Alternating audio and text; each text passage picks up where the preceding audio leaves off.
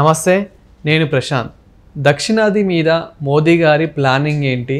ఇప్పుడు ఖాళీ అయిన రాజ్యసభ సీటు మరి ఎవరికి ఇవ్వబోతున్నారు? సో ఓవరాల్గా బీజేపీలో మరి మోదీ గారి ప్లానింగ్ ఏంటో అనే విషయాలు అయితే తెలుసుకుందాము. దీని గురించి అయితే మాట్లాడేందుకు ప్రస్తుతం మనతో పాటు సీనియర్ జర్నలిస్ట్ దుర్గా వడ్లమణి గారు ఉన్నారు. నమస్తే అండి. నమస్తే మేడం, మెయిన్గా దక్షిణాది మీద మోదీ గారి ప్లానింగ్ ఏంటి? అదేవిధంగా ఇప్పుడు ఖాళీ అయిన రాజ్యసభ సీట్ ఏదైతే ఉందో అది కూడా ఎవరికి ఇవ్వబోతున్నారు అనేది అయితే చాలా పెద్ద చర్చ జరుగుతుంది. సో ఇది కూడా అసలు ఎవరికి ఇవ్వబోతున్నారు?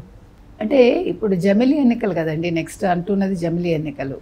ముఖ్యంగా మీరు చూసుకుంటే కనుకైతే దక్షిణాదిన కొద్దిగా పుంజుకుంటోంది బీజేపీ. మొన్న ఓటు శాతం అక్కడ పెరిగింది, ఎక్కడ తమిళనాడులో పెరిగింది, తెలంగాణలో కూడా వాళ్ళకి 8 వచ్చాయి లోక్సభ సీట్లు. అంటే ఈవెన్ ఏపీలో పెద్దగా పెరగకపోయినా కొద్దిపాటి పెరుగుదల కనిపించింది. కేరళలో కూడా క్రిస్టియన్స్ ఇప్పుడు బీజేపీలో చేరటం జరిగింది మనం చూస్తే కనుక. అయితే ఈ వక్ఫ్ బోర్డు చట్టం ఏదైతే వీళ్ళు తీసుకొచ్చారో దీని ఇంపాక్ట్ ఖచ్చితంగా బీజేపీ మీద ఉంటుంది, అంటే మంచిగానే ఉంటుంది. సో ఇలా చాలా అంశాలు అనుకూలంగా ఉన్నాయి వాళ్ళకి. ఈ నేపథ్యంలో మనం చూసుకున్న విజయసాయిరెడ్డి ఏదైతే రాజ్యసభ సీటుకి ఆయన రాజీనామా చేశారో ఆ సీట్ ఎవరికి ఇస్తారు అనే చర్చ జరుగుతుంది. సో అందులో భాగంగా అన్నామలైకి ఇస్తారని. ఎందుకంటే అన్నామలై ఇటీవల తమిళనాడు బీజేపీకి ప్రెసిడెంట్గా ఆయన రాజీనామా చేయటం అంటే అక్కడ పళనిస్వామికి అతనికి ఉండే ఇద్దరు ఒకే కమ్యూనిటీకి చెందిన వాళ్ళు కావడం. సో లోకల్ ఇదిలో పళనిస్వామి డిమాండ్ చేశారు మీరు వాళ్ళ అన్నామలైని తప్పించాలని అనడంలో ఆయన్ని పక్కకు పెట్టారు. ఆయన అందుకే కేంద్ర రాజకీయాలకు వెళ్తారు బీజేపీ తరఫునని మాటలు వచ్చాయి. సో ఈ రావడంలో ఇప్పుడు ఆయన ఏం చేస్తారు అన్న నేపథ్యంలో అన్నామలైని రాజ్యసభకు పంపిస్తారు అని తెలుస్తుంది. ఎందుకంటే అన్నామలై ఒక మంచి నాయకుడు, నిజాయితీపరుడైన నాయకుడు, చక్కటి వాగ్దాటి ఉన్న వ్యక్తి, అన్నీ ఉన్నాయి. పట్టుంది, పార్టీ మీద పట్టుంది, ఆయనకి లోకల్గా కూడా పట్టుంది. కాబట్టి ఆయన్ని తీసుకునే అవకాశం ఉంది. తర్వాత ఇప్పుడు ఇక్కడ ఇంకొక ముఖ్యమైన అంశం ఏంటంటే వాళ్ళు ఆలోచిస్తున్నది ఎట్లా బీజేపీని బలోపేతం చేయాలి దక్షిణాది రాష్ట్రాల్లో. అంటే ఎవరెవరు ఉన్నారు బలమైన నాయకులు ఓవరాల్గా కూడా జమిలీ ఎన్నికలు వస్తున్నాయి కాబట్టి ఓవరాల్గా బీజేపీ నాయకులు ఎవరెవరు బాగా బలంగా ఉన్నారు. ఆ తర్వాత ముఖ్యంగా వాళ్ళ కన్ను పవన్ కళ్యాణ్ మీద ఉందని తెలుస్తుంది. ఎందుకంటే పవన్ కళ్యాణ్ తెలిసి మొదటి నుంచి కూడా అంటే ఈ ఎన్నికల సమయంలో మనం మాట్లాడేది గతంలో వాళ్ళు కలిసి పనిచేయటం వేరు, ఈసారి కలిసి పనిచేయటం వేరు. There is a difference.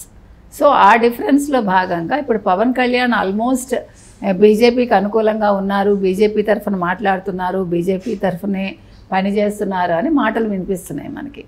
ఆయన సనాతన ధర్మాన్ని కూడా ఆయన అంటే స్వీకరించటం, సనాతన ధర్మం కోసం పోరాడటం, తర్వాత గుళ్ళ విషయంలో కూడా ఆయన ప్రతిదీ స్పందించటం, ఇవన్నీ చూశాక ఇప్పుడు పవన్ కళ్యాణ్ని వాళ్ళు కేంద్రంలోకి తీసుకుంటారా, అంటే కేంద్రంలో ఆయనకు ఒక బలమైన పొజిషన్ అయినా ఇస్తారా అనే చర్చ కూడా జరుగుతుంది. ఎందుకంటే ఇప్పుడు క్యాబినెట్ విస్తరణ ఉంది కాబట్టి ఈ విస్తరణలో భాగంగా అసలు పవన్ కళ్యాణ్ని ఏ రకంగా తీసుకుంటారు.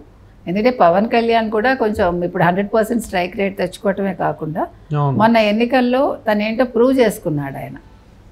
అంటే కూటమిలో ముఖ్యంగా ఆయన బీజేపీ కలవటానికి తెలుగుదేశంతో ఒక ఏమనాలి సయోధ్య కుదిర్చాడు ఆయన, చెప్పాలంటే మిడిల్ మ్యాన్గా ఉండి. ఆ సయోధ్య సక్సెస్ అయింది. ఇంకొకటి ఏంటంటే ఆయన బీజేపీ విషయంలో కూడా చాలా సానుకూలంగా ఉన్నాడు అన్ని విషయాల్లో బీజేపీతో. కాబట్టి అతనికి ఎంతవరకు అంటే అతన్ని తీసుకోవటం వల్ల మనకి ప్లస్ మైనస్ వాళ్ళు చూసుకున్నాక వాళ్ళు ఎక్కువ శాతం పవన్ కళ్యాణ్ వైపు మొగ్గుతున్నారు అని మనకు తెలుస్తాం.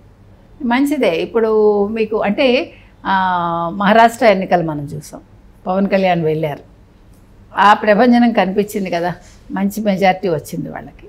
సో అంటే మాట్లాడగలడు, వాగ్దాటి ఉంది కాబట్టి ప్లస్ అవగాహన పెంచుకుంటున్నాడు ఆయన, అన్ని అంశాల మీద పట్టు తెచ్చుకుంటున్నాడు ఆయన. సో లోకల్గా కూడా ఎక్కడెక్కడ ఏదేది సమస్యలు ఉండొచ్చు అనే దాని మీద ఆయన దృష్టి పెడతాడు. అప్పుడు ఫోకస్ ఇప్పుడు చూడండి గిరిజనుల మీద ఎక్కువ దృష్టి పెడుతున్నాడు ఆయన.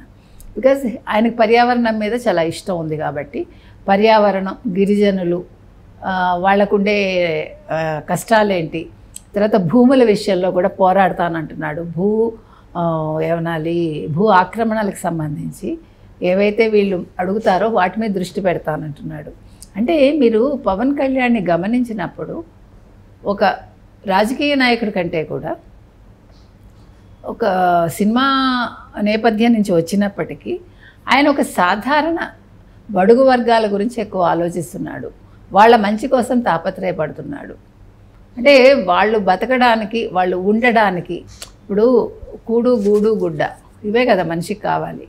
సో వాళ్ళు ఎటువంటి ఇబ్బందులు పడకుండా వాళ్ళ వ్యవసాయం వాళ్ళు చేసుకుంటూ, వాళ్ళ భూములు వాళ్ళు కోల్పోకుండా, వాళ్ళు ఒక జీవనాధారాన్ని కోల్పోకుండా ఒక ఇల్లు కట్టుకొని వాళ్ళు ఉన్నత స్థాయికి ఎదగాలి అనే దాంట్లో ఈయన ఎక్కువ దృష్టి పెడుతున్నారు.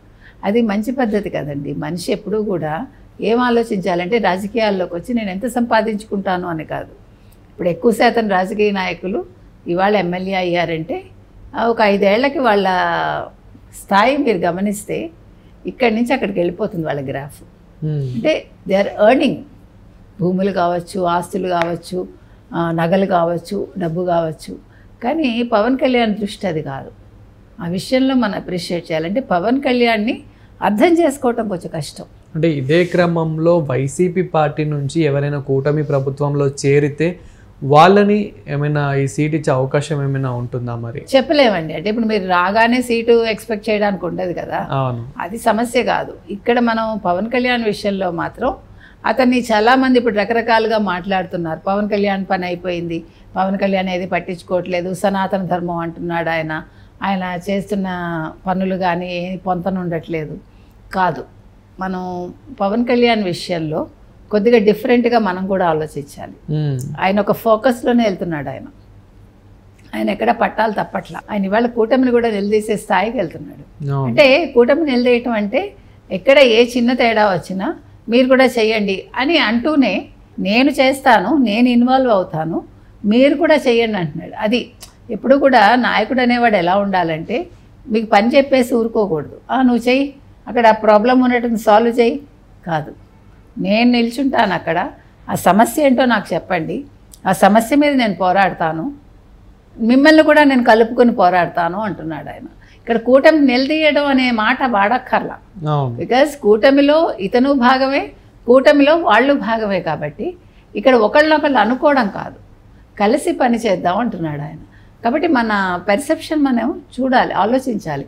మనం నెగిటివ్గా ఎప్పుడు ప్రతిదానికి వెళ్ళిపోకూడదు. ఇప్పుడు ఏమైందంటే ఆఫ్ లైట్ రాజకీయాలు అంటేనే నెగిటివ్ అయిపోయాయి. ఇక్కడ ఒక సామరస్యపూర్వకంగా వెళ్ళటం కానీ, మాట్లాడుకోవటం కానీ, ఏ అంశాన్ని గురించి కూడా పాజిటివ్గా మాట్లాడటం అనేది ఎక్కడ జరగట్లేదు. సో అదే విధానంలో ఇవాళ పవన్ కళ్యాణ్ని కూడా అందరూ అదే దృష్టితో చూస్తున్నారు. అది తప్పంటాను నేను. పవన్ కళ్యాణ్ అనే వ్యక్తి ఇవాళ చాలా అంటే మంచి ఆలోచనతో ముందుకెళ్తున్నాడండి. కాబట్టి ఇవాళ పవన్ కళ్యాణ్ మీద బీజేపీ ముఖ్యంగా మోదీ గారు దృష్టి పెట్టడం జరిగింది. ఈ దృష్టి పెట్టడంలో భాగంగా మరి కేంద్రంలో ఆయనకి ఏదైనా మంచి పదవి దక్కుతుందా, అప్పుడు తను రాష్ట్రానికి సంబంధించి ఆయన ఏ రకమైన నిర్ణయాలు తీసుకుంటారో అనేది మనం వేచి చూడాలి. Thank you madam.